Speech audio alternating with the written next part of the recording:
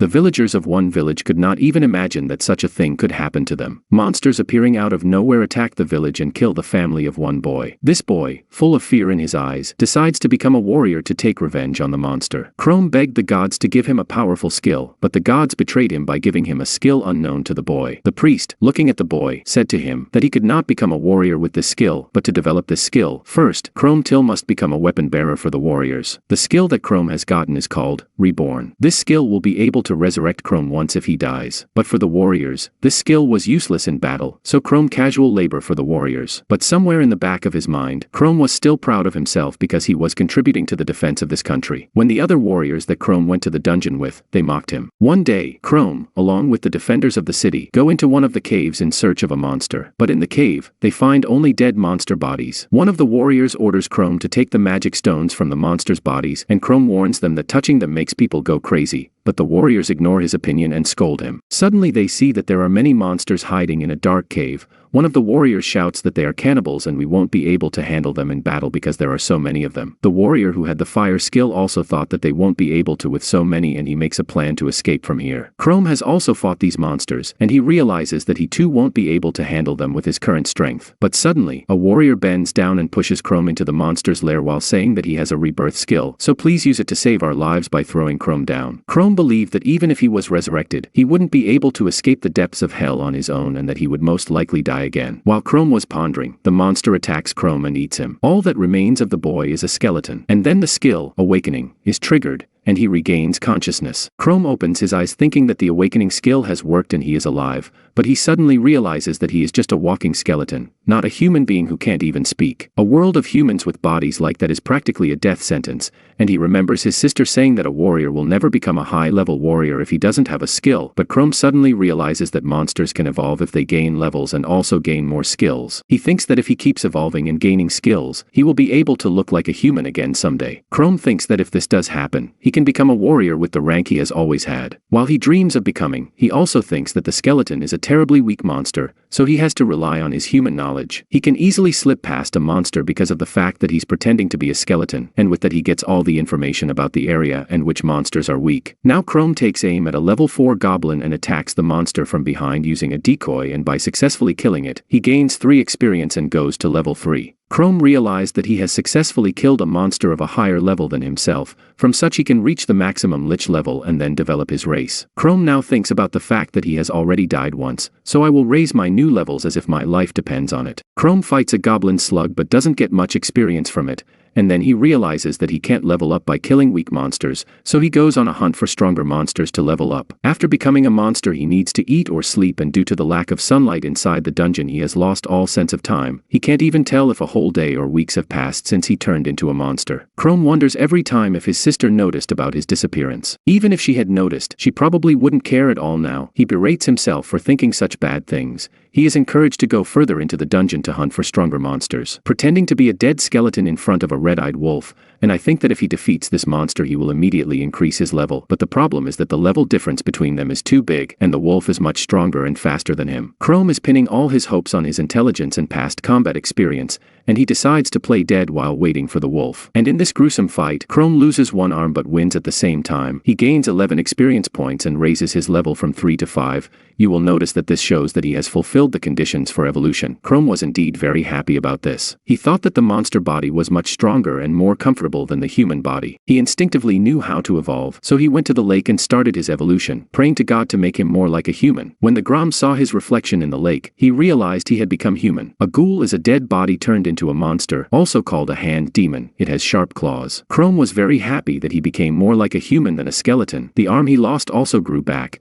and Chrome also thinks that maybe it's an evolutionary advantage to have a perfect body again. But our warrior has a long road full of battles ahead of him on his way to level 20, so he can evolve again when he reaches that level later. Chrome fights a monstrous rat that was a D-rank monster, but the new claws get in the way and make it difficult to use his sword, so Chrome throws his sword away in anger and attacks the monster with his claws, successfully killing it. Chrome raises his sword. After killing the rat he has risen to level 6, but that is still a long way from his level 20 of his evolution. Our warrior uses regeneration on his wound and it heals instantly, but this new body was very hungry and he had to eat the rat meat to satiate his body. Chrome was furious at the smell of foul rat meat. He slowly turns into a monster, but Chrome comforts himself with the fact that the food is more like human food. A few days later we see Chrome successfully fighting a level 14 orc, subsequently killing him, and raising his level from 13 to 14. Chrome has become more confident, growing at a very good rate, easily risking his life. He also believes that he has become more powerful at this point, compared to before he was human due to the regeneration skill. Chrome wonders what his sister is doing now, because a long time ago he got along very well with her, but in the past few years she has barely spoken to him because of her skill. Chrome couldn't become a warrior and was earning very little, yet he still somehow set aside money to support his sister. It turned out that Carmia, unlike Chrome, had a magical skill suitable for a warrior, in consequence of which she quickly became a hunter-ranger while her brother was still stuck at the idea level. Carmia taunted Chrome, and told him to stop dreaming. She was a good little sister, but gradually they stopped talking to each other. Chrome thinks that if he goes back to the city in this body, he will surely be destroyed. Besides, he still can't speak, and is only able to make sounds. Suddenly, Chrome hears someone's human voice, and then we observe that there are 3 adventurers beside him, but that's not all. Carmia is also among them. Chrome was confused to see his sister, but he realizes that he will be killed if he is discovered, so he must leave without them noticing him. You and I see Carmia reprimanding her crew for not restocking supplies such as medical and hunting supplies. One of the team members snapped back and said that they hadn't noticed how suddenly it was over, to which Carmia replied that this is a ground you must always remember, and ironically continued to say, how can you be trusted if you haven't even prepared properly for the hunt? But her interlocutor argues that Carmia has herself to blame for this, since she formed the team in such a short time. In turn, Carmia is convinced that it is her interlocutor's fault,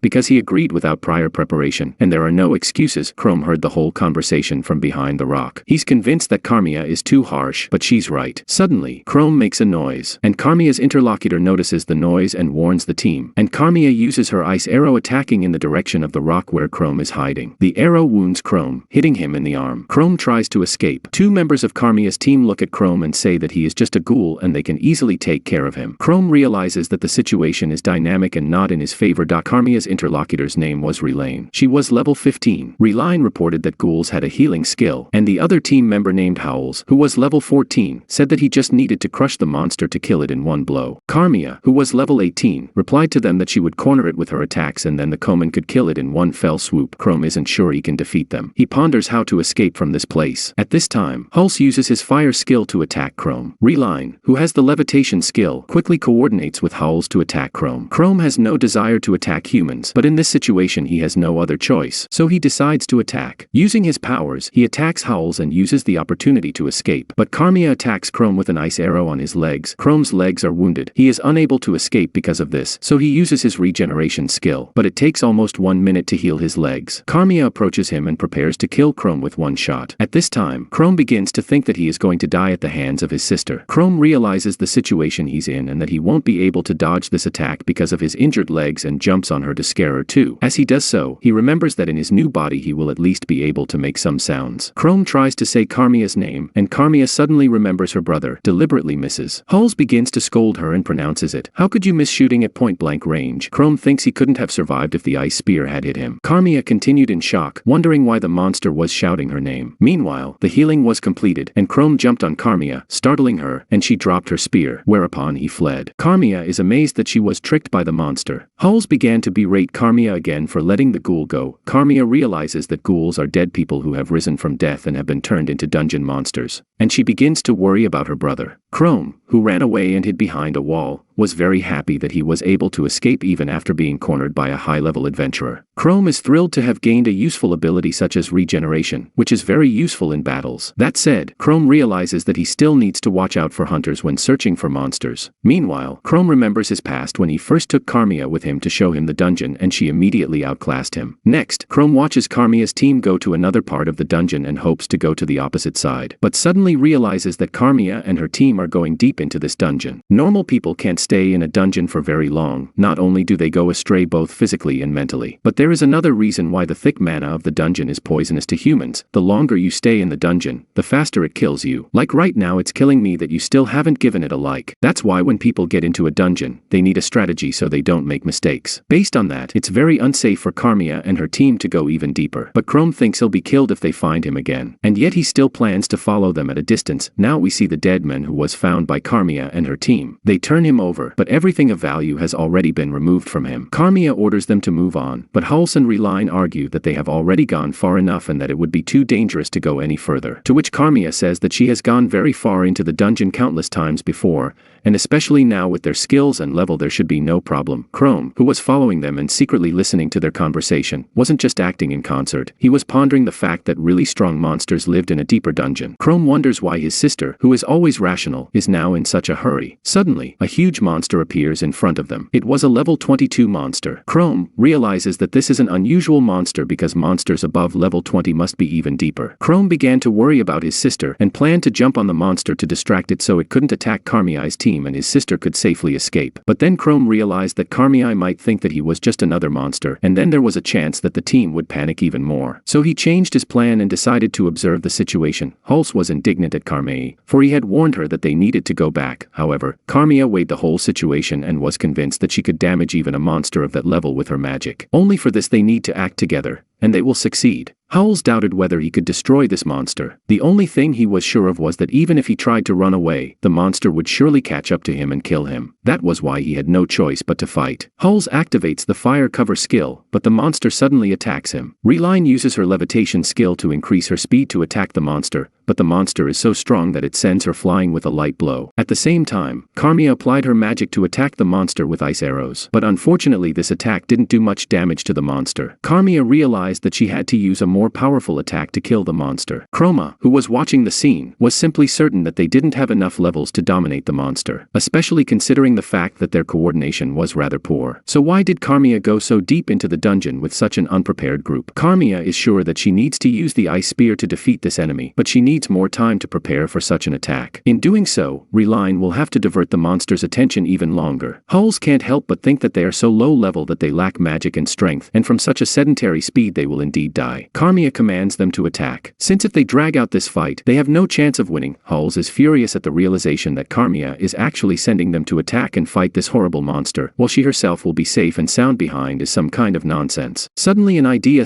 pops into his head and he calls out to Reline and tells her something. Chrome, who kept watching them, realized that they were up to something. And then Reline and Hulse started fighting the monster, diverting its attention to themselves, and meanwhile Carmia did not miss an opportunity to start preparing. And she almost manages to prepare the strongest attack with the ice spear. But suddenly, Hulse signals Reline, and they both flee out of range. In doing so, leaving Carmia defenseless while she was still in the process of a magic spell. Chrome became enraged at what he saw, and that Reline and Hulse left Carmia at a very critical moment. But fortunately, Carmia had time to prepare her ice spear and attack the monster. Attacking the monster, she chopped off one of its arms. Unfortunately, the monster hits Carmi with its club and Carmi flies away. Chrome does not hesitate to run to Carmei, but he hears Howl say that Carmei is to blame for what is happening, as she decided to go so far into the dungeon only to find her brother who had disappeared into the dungeon earlier, knowing that when warriors disappear, they soon die. Chrome was shocked at the news that Carmia had taken such a risk just to find him. Lying on the ground, Carmia was on the verge of fainting. She muttered to herself under her breath, "Why do you have to be so reckless, Howls? When you were weak, where did you go? Idiot." After those words, she faints. The monster was about to kill the unconscious Carmia, but Chrome arrived in time to protect her. He, who was a level 14 dead man, will now have to fight a level 22 monster. Chrome realizes that he is far behind the monster in level. That said, the monster only has one arm, so he has no margin for error, and he can't lose because his sister's life depends on it. Chrome tries to attack the monster at its vulnerable spot, where it had no arm, but still, it wasn't that easy. And even though the monster was one-armed, its attack speed was monstrous. Chrome could easily dodge all of the monster's attacks because they were very predictable due to the fact that the monster only had one arm left. And then he came up with a strategy to make the monster tire. Chrome realized that after the monster got angry, he would start using his fangs. But unfortunately, Chrome had already run out of strength to defend himself. Therefore, he purposefully sacrificed his one arm. In doing so, he had an opportunity and attacked the monster's weak point by biting it with his fangs. We can see that Chrome has successfully killed the monster by slicing its neck in half. He then gains 128 experience points and raises his level from 14_th to 18_th. Chrome was very surprised that he somehow managed to defeat it. Chrome proceeds to use his regeneration skill to regrow his arm that was lost in the battle. While doing so, he is kept in mind that with his regeneration skill, he will not receive any damage to his body unless he dies. Chrome hefted Carmia onto his shoulders and carried her on his back while she was still unconscious. He has thoughts of telling his sister about himself, as he is sure she may go to the dungeon to look for him again. Along the way, he finds his sword that he had discarded earlier. Next we see Chrome pretending to attack Carmia in front of the other adventurers. They in turn come and rescue her. Then Chrome simply runs away. After a while, Carmia woke up and asked where she was. The warriors told her that a ghoul had attacked her while she was unconscious. Carmia began to worry and wondered what had happened to the dead man. After all, she had memories of someone carrying her when she was unconscious. In this regard, she felt a strong longing because her brother had once carried her as well. Suddenly the warrior points to the sword and asks, "Carmia, is this your sword?" Carmia looked at the sword which had the inscription, "I will definitely come back, just wait for me." Carmia was very happy that her brother was still alive and tears rolled from her eyes. At this time, Chrome is running around the dungeon, thinking that he just needs to get 2 more levels before he can be more human-like. Later on, Chrome starts chasing some strange-looking grass Pokemon called cannibals. They are about level 14_th. After killing these cannibals to increase his level, Chrome started to eat them. These strange grassy Pokemon smelled like feces with rubber-like tentacles. Their skin was as hard as metal and their insides felt like rotten intestines. Chrome believes that he only raised his level so quickly because he was able to overpower a stronger level monster, and that regular dead people like him would never be able to challenge a stronger monster like he did. He also believes that after his first evolution, he is much closer to being human. He's also still holding out hope that he'll be able to go out on the town after his next transformation. And he has some anxiety about it, as he is unsure of his abilities even though he is only 2 levels away from evolution. He realizes that it will be quite a long journey for him, unless he fights monsters stronger than him. But unfortunately, that's not part of his plans. He's just thinking of fighting weaker monsters and taking his time to level up. Suddenly someone sneaks up behind him with a sword and attacks him, from which Chrome barely escapes. He was horrified by the force of the attack, and he wondered what level monster attacked him. It turned out to be a level 21 gargoyle. Chrome was shocked to see another monster above level 20 in the outer part of the dungeon. The gargoyle spews fire from its mouth and uses the flames as cover to injure its opponent while attacking, but somehow Chrome managed not to suffer any critical injuries. Chrome finds himself in a rather difficult situation. He is certain that he was only able to defeat the previous monster because his sister took one of his arms away from him beforehand. He assumes that he has no chance of winning this fight, so he makes attempts to escape, but the gargoyle is very fast and catches up with him. Chrome has no choice but to engage it in battle. He turns around and attacks the gargoyle with a fist strike. Unfortunately, after this blow, there is no trace left on the gargoyle's body. Chrome cannot continue moving as there is now a cliff in front of him. The gargoyle shoots and attacks again, and Chrome manages to dodge and make the gargoyle fall. Without missing the opportunity, he jumps on it and attacks it in midair. In this way he manages to kill the monster. Chrome gains 108 experience points and increases to level 20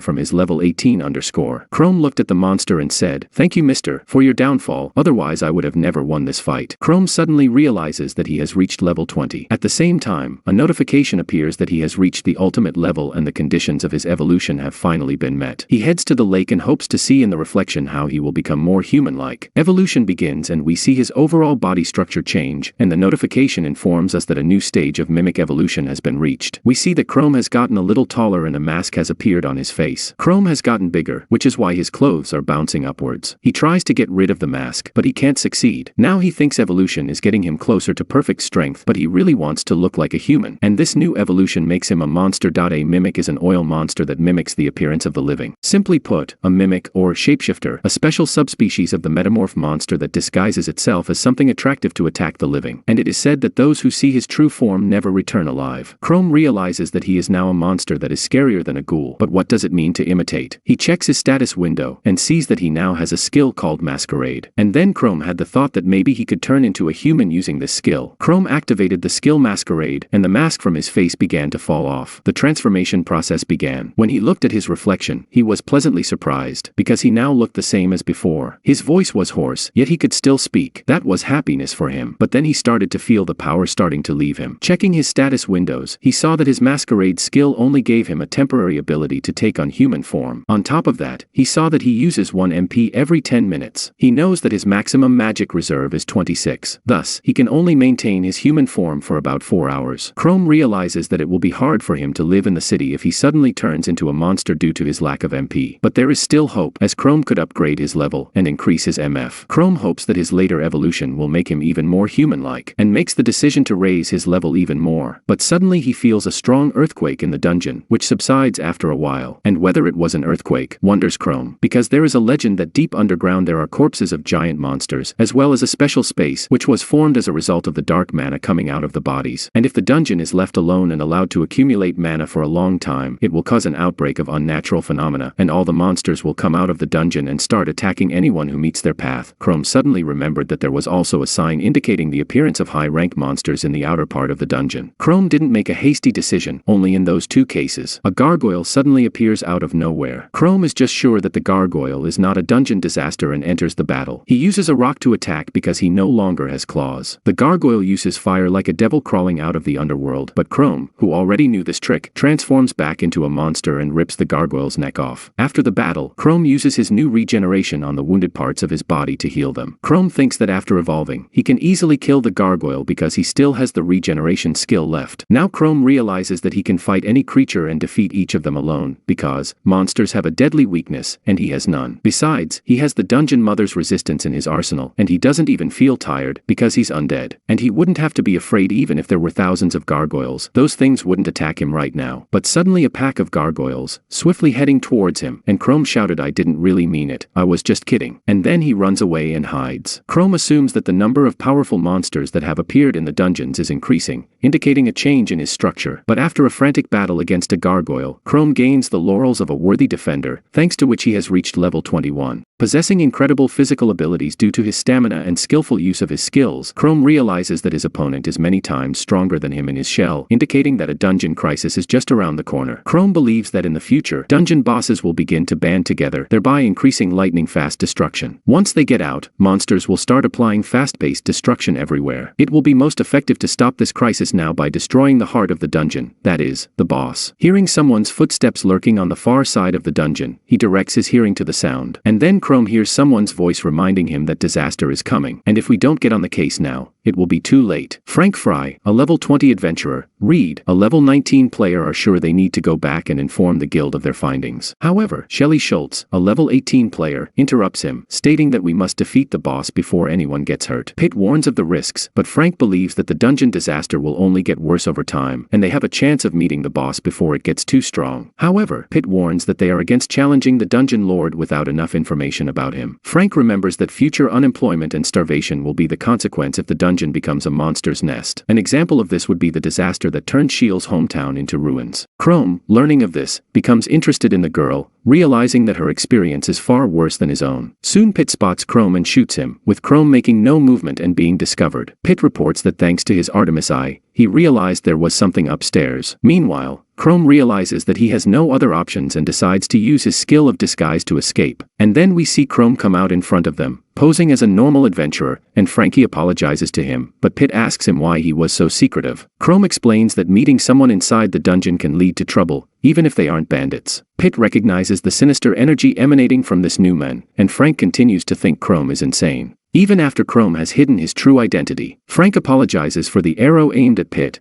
but notices that Chrome was unharmed despite being in the middle cave. His clothes looked like he'd been here all day, and Frankie wonders if he has a weapon and what his level is. Chrome is also nervous and fears what if they go too far and his mask is revealed. Shelley suddenly reports a disaster in the dungeon and wonders if Chrome can make it alone. Pitt warns Shelley not to go near him, but she's not afraid of him and thinks he's not a bad guy. She even asks Chrome if he came here alone and what about his companions. Shelley cheerfully addresses him, "If you want them they will help you get out of the dungeon safely." Chrome starts to run away and yells, "I can handle myself," and Frank stops Pitt from attacking Chrome from behind. Shelley worriedly asks if it will be okay if we just leave him alone. She turns to Pitt and says, "You don't have to be so cruel." Frank suspects that Chrome is probably a criminal and thinks we'll probably have to fight, but Shiel's kindness allowed him to escape. "Now let's just forget about this guy." Frank says we should retreat or try to attack the boss. "I guess it's up to you, Pitt." Pitt says, yes, we should go because it will be easier to take care of it now. Shelley was very happy to learn that Pitt agreed to help them get rid of the monster boss. Frank pounces on him and says, I knew you were a very good man and always willing to help, and then Pitt says, I'm only doing this because I can use you as ground meat anytime I want. Shelley says don't worry, after all we are the best players in the guild, we are not easy to beat. Now we see Chrome breathing heavily, looking around to see if he's being followed or not. Chrome thinks back to Shelley and says, it's been so long since someone has spoken to me, with such tenderness. Chrome thinks it's been a week or so since he turned undead. After all, even his group members were cold to him. Chrome recalls that these people were talking about challenging the boss, but would these people take on this task? The group seemed sophisticated, yet Chrome felt uneasy about their choice to become the leaders of the dungeon. Chrome concluded that worrying about them was a waste of time because even if he were to gather to help them, they would still find themselves in a fight and his presence might hinder them. It's also possible that they underestimate his powers in human form. Pitt also notes that it's too big a place for one monster. Frame, who kept his guard up, prepared to do battle with the most powerful monster they had ever faced. Just then, the king of monsters himself appears in front of them, looking very much like the gargoyles. Shelley watches intently as the monster reaches level 30. Frank counts on his skills and asks Shelley to help him from the sidelines. They both realize that to win, they need to put their best foot forward. Frank launches a powerful attack on the monster using his sword but to no avail. However, he notices the monster's vulnerable spot and attacks it, but even after this attack the monster takes no damage. The gargoyle then attacks Shelley, however she quickly realizes that the monster is moving very slowly. With her convincing sword princess technique, she attacks the monster, but it is useless. Even Pais arrows are useless on the monster's powerful armor. Suddenly, the monster activates its magic skill, Fire Whirlwind, and attacks Frank. In the monster's attack, Frank finds a vulnerable spot and uses his strongest attack. Using this moment, Pitt tries to put an arrow in the monster's eye. In response, the monster attacks Frank and Pitt at the same time. As a result of the battle, Frank loses consciousness, and he was on the verge of being destroyed. Attempting to protect the others, Shelley puts her body up, but Chrome, our hero, jumps off, stopping the monster's attack, and he utters the threatening words, from now on, I will be your opponent. Shelley looks at him suspiciously, asking, are you the guy we once met?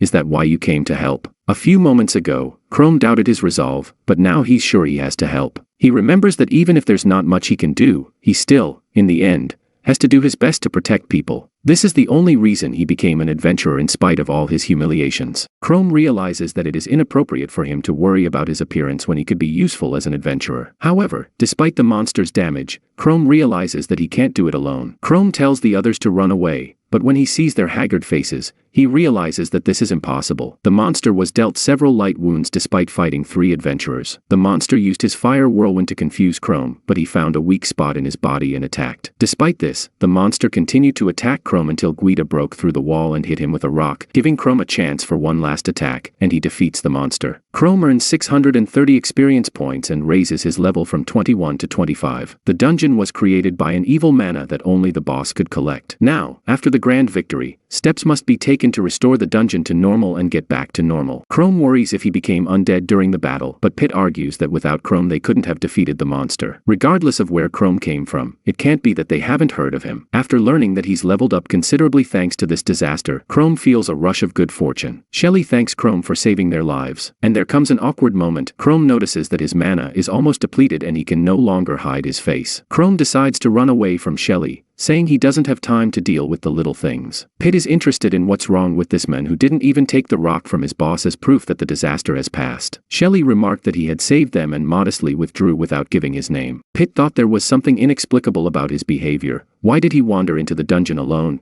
He suffered a great wound and miraculously recovered. Was it his talent? Frank, who was badly wounded, suddenly stood up and rebuked such disbelief. Frank pointed out that this guy had saved them. Even though everyone was suspicious of him, he had some pretty strange circumstances, but he was a good guy. Pitt spent a lot of time extracting the mana stone from the monster. Shelley asked Frank if they could retrieve the stone when Chrome defeated the monster. Frank replied that they needed the stone to show that the disaster was over and then pay for his help if their paths crossed again. Shelley agreed that they should definitely meet, but Chrome returned to his original form as his mana was depleted. He was very happy that his level was now 25 and his mana was 36. Chrome thought that his mana should recover after a full day of rest. He would be able to hide for 12 hours, then he could survive. And at the same moment, he can't stop thinking about developing his abilities to return to human society. In the Adventurers Guild, everyone was shocked when they heard about the dungeon disaster and defeating the boss. Frank told them that he was telling the truth, and even for him, It was the first time he saw a level 30 monster, and if this boss wasn't defeated, the whole area might have turned into a nest of monsters. The guild master objects that this is very hard to believe because it's impossible to defeat such a monster alone. Frank tells him that it wasn't them. Then who defeated the boss? Asks the guild master. Shelley gets in between them, saying that he defeated the boss in an instant. The guild master worriedly asks, "Are you saying that this person single-handedly defeated a level 30 monster boss?" The master, mocking Shelley, says that there has always been nothing but colors in your pretty head, so this must be another delusion of yours. Shelley insists it's true, that they were saved by a guy with white hair,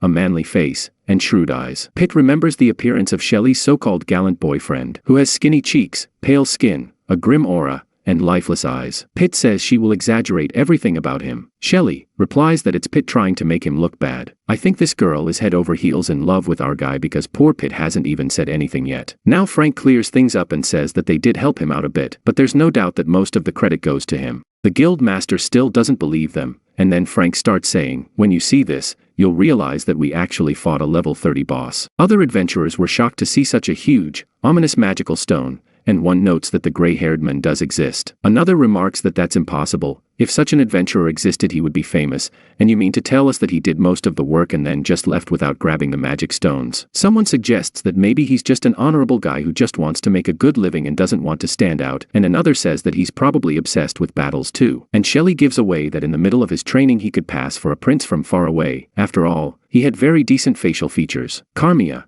who heard the whole conversation, thinks that fighting a level 30 boss alone is to be a real adventurer. She was worried since, according to her brother also disappeared in the same dungeon where this disaster happened. Carmia thinks that the boss that was defeated will no longer be able to take mana from the depths of the earth, so there will be far fewer monsters in the dungeon, and it will be at least a few years before a new boss appears. Carmia thinks that with the boss already dead, it will be safer inside, so it's worth it to go looking for a brother again. We now see that Frank was very happy with the reward he received and says it was worth risking our lives. Pitt says that this money will pay off our debts, allow us to buy new equipment, and maybe even have some money left over for luxury items, and it's not even close to being worth our lives. Frank now divides the reward into 3 parts and hands out 1 to each of them, and then for his part gives a little more to Shelley. Shelley says in surprise that she can't handle it because it's too much. Frank tells her not to hold back because she is going to her hometown for the first time in a long time. He warns Shelley to be careful because the law and order in this town is even worse than it used to be. Shelley tells Frank that she will repay him 10 times over for his kindness, and now they say goodbye to each other. Pitt says she's going to donate all that money to the church that raised her. That's right, she's actually throwing money away instead of saving it for herself. Frank suddenly gets serious and says that it looks like the mana from the depths of the earth is getting bigger and stronger every year, and according to some great scientists, this entire kingdom will be swallowed up by the dungeon for centuries. It may not make sense for us to risk our lives and give orphans the money we make from dungeon disasters, but we are the ones who can't help but do something, no matter how effective or pointless it may be. Frank asks Pitt if that's the reason he agreed to fight the boss. Pitt countered that it's too late for this town. You know what they call this town, the ruined town. Pitt says that Shelley should just hurry up and forget about this town. On the other hand, we see our monster killer killing those poor monsters again for a little experience,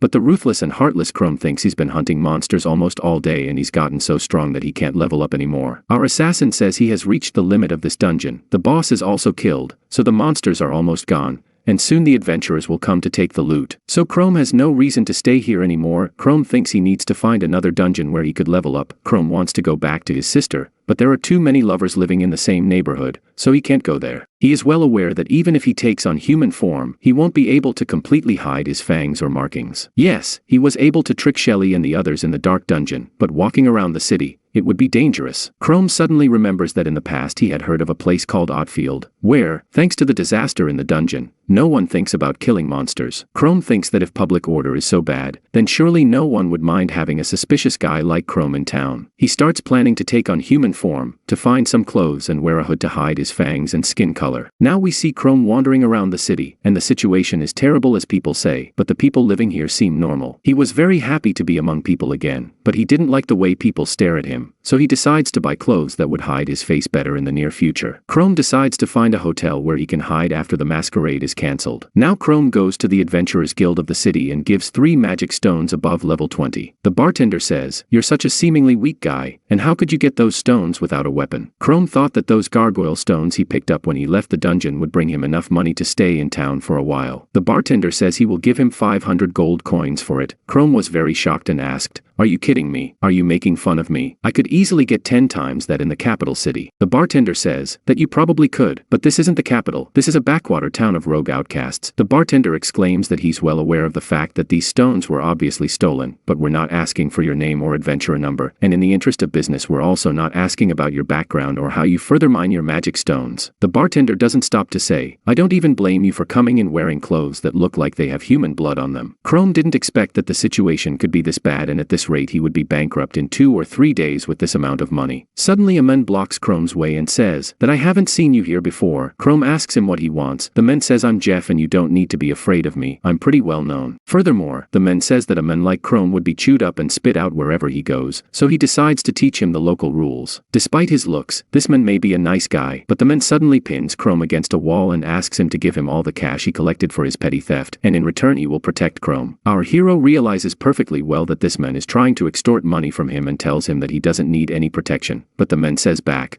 what do you really think you could disobey me? And then in response Chrome pushes him away and the man falls to the ground. Everyone in the neighborhood starts laughing at the man because he's just been knocked out by some pathetic looking brat. The hero analyzes him and says you're level 20. This man gets really pissed off and pulls out his sword to fight in broad daylight, but his friends stop him and say don't do it, it's not worth fighting him. And Chrome uses this moment to punch Jeff in the arms and make the sword fall out of his hands. By hitting Jeff like that rat he's running away from, Chrome could have easily defeated him, but that would have only made him stand out even more, which is why he decided to run away. Now Chrome thinks he just got to this town and he's already been scammed and extorted for money. Now we see Chrome in his monstrous form inside the room, because he rented a hotel room and bought a blade from Matthew to hide out, which has already led him to ruin. Chrome says he couldn't even rent a shared room to save money because he needed to cancel his skill to recover mana. Later we see the priest say, you're giving us too much money, dear Shelley, and it's not like you have a lot of extra money. Shelley replies, don't worry father, despite how I look, I'm a promising newcomer to the capital. To which her father replies, that money you're giving is certainly a big help, but I'm glad you got out of here and are making a living this way. So it would be better if you just forgot about us and lived your own life. Shelley replies that she will never forget the church that raised her after she was orphaned by the dungeon disaster, and that they are all my younger brothers and sisters. Shelley says goodbye to her father and children. We see Chrome walking down the road, thinking that everyone around him is so unfriendly, and no matter who he meets or who he tries to get information from, they always try to trick him. Chrome thinks of just taking the magic stones and going to the capital to get cash, but there will be too many people at the capital, and they might catch him. Then Chrome goes into an alley and thinks that's the best option for him, but we see Shelley also walking the same way, and she quickly recognizes Chrome. She cheerfully says it was you who saved our lives. Chrome was very shocked to see her. Shelley says she is very happy to meet Chrome because she thought she might not be able to see him again. She goes on to say that joining my family in my hometown is almost like fate. Chrome recalls that she is Shelley Schultz, who he met in the dungeon, and she was level 18, and she is a fairly reliable mid-rank adventurer. Chrome is perplexed as to why she is in this town if she is an experienced adventurer, and these three didn't look like criminals either. The hero realizes that he shouldn't be talking to her. Shelley tells Chrome that she wants to thank him in any way she can. And this is where, friends, you have to put a heart. But Chrome suddenly walks away from her, saying she picked the wrong guy. Shelley tries to stop him, but suddenly remembers that Frank told her he might be a criminal, so she runs after him and says, I'm not going to dig into your past or anything. I just want to thank you. What's wrong with that? She asked. Chrome thinks she probably knows what he really is, and that's why she keeps chasing him. In an instant Shelley loses sight of him and she thinks that his level would be low to make him so fast. On the other hand, we see Chrome come to a dead end, looks around and thinks that luckily there is no one here, and with my physical abilities and werewolf claws I can easily climb this wall. Chrome turns his hand back into claws and starts climbing the wall, but unfortunately his sword falls and Chrome jumps back to the ground to pick up his sword due to the fact that he suddenly jumped down from the excitement. Chrome hurt his back, and of course out of nowhere our Shelley appears. Shelley apologizes to him again for stalking him like that, and Chrome says it's okay, but you're really not going to dig into my past. Shelley says of course not, after all, you're my savior. Chrome thought it would be bad if he ran into someone he knew, but now he's grateful that he finally has someone to talk to. Shelley asks him to tell her his name. Chrome says his name and follows up by asking Shelley what she is doing in this place, and suddenly Shelley makes a very sad face. Chrome quickly reacts and says no problem if she doesn't want to answer that question. Shelley replies to him that no, it's fine. Shelley says she works in the capital city and this is her hometown, so she comes here every now and then to see how everyone is doing. Chrome says this is his first time here and asks her to tell him more about this town. Shelley says that years ago it was a beautiful place and it was a very prosperous, good, and kind town. The dungeon was near the town, known as the Catastrophe Dungeon, and suddenly it began to turn into the Catastrophe Dungeon. When it was small, monsters began to flood the city and everyone with status or money fled, cutting off contact with other cities. Soon the town became a gathering place for criminals creating the ruined city everyone called Otfield. Shelley says her dream is to become an adventurer first class to avert disaster and free Otfield from the evil clutches. On the other side of the church we see a boy who tells his father that he wants to join Shelley and become an adventurer when he grows up. He shows his father his skills and says, "I'm sure I can help Sister Shelley. We will make a lot of money and make sure the church never lacks for anything." The father suddenly hears footsteps of people approaching the church and thinks that there are no people coming here. The boy goes to the door saying that perhaps Sister Sherry has come back to do something, but the boy sees two men dressed in black standing on their doorstep. The father looks at the symbols on their clothes and says that these men belong to a group of evil dragons who rule this town. We see Jeff, the same man who tried to trick Chrome this morning, and he says that they don't have enough slave power and need some free slaves. So our boss tells us to scour the whole town and find everyone, even brats like you. Father gets on his knees and begs these evil bastards to leave. Spare the little children, and he becomes their slave instead. Evil Jeff says, "Why the hell are we going to use a weak old man like you?" But the little boy suddenly uses his fireball skill and attacks them. The other just deflects the attack with his hands. The kid was very shocked to see that he reflected the fireball. The evil guy says, "Let me teach you how to use the skill." Then he activates his own lightning on the wall which instantly destroys it. Jeff says, "Let's kill this naughty kid so he can be an example to everyone." The father thinks the boy will die, and since he too was an adventurer when he was younger, he takes a steel pond and attacks them. The father tells the kid to run away. Jeff tries to catch the boy, but the other one says, "Don't worry, we still have a chance, a bunch of brats, but first we need to make sure who's in charge," and he punches the Holy Father in the face. The other kids come out of their room after hearing a loud noise outside. Their father warns them to stay away, but Jeff threatens the kids that if they try to escape, he will kill their father. Now Rado says that he will gradually increase his lightning power until the father agrees to their demand. On the other hand, we see Chrome asking for help to show him the way as all the streets seem the same to him. Shelley gladly agrees to him. She will help orient him as she knows the streets of this town and even the neighborhood well. Shelley suddenly remembers that they sold the magic stone without Chrome's permission. She says that she will now quickly go and get the money from her father and return it to him. To which Chrome says he doesn't really care about the money, but then he asks for 200 gold pieces for the hotel rent. That's when a little boy who had run away from the church shows up and running up to Shelley crying. Shelley excitedly told the boy that he shouldn't come alone to this neighborhood because it's not safe. A little boy tells Shelley that some scary people have come to the church and are going to kill her father. Shelley tells Chrome that she needs to leave immediately, but Chrome tells her that he will go with them too. Chrome helped them, not because Shelley was the only source of information he had, but because it was personal, because he too was an orphan raised by the church. The old father endures all this pain and was very close to death. Jeff puts his foot on the father boy's head and asks him to obey their order or else he will kill him. He spits in the father's face and then says he will still take the children even if you die, so why are you so stubborn? And the father says even if it doesn't change anything, he wants the kids to know that I love them and that I will never back down.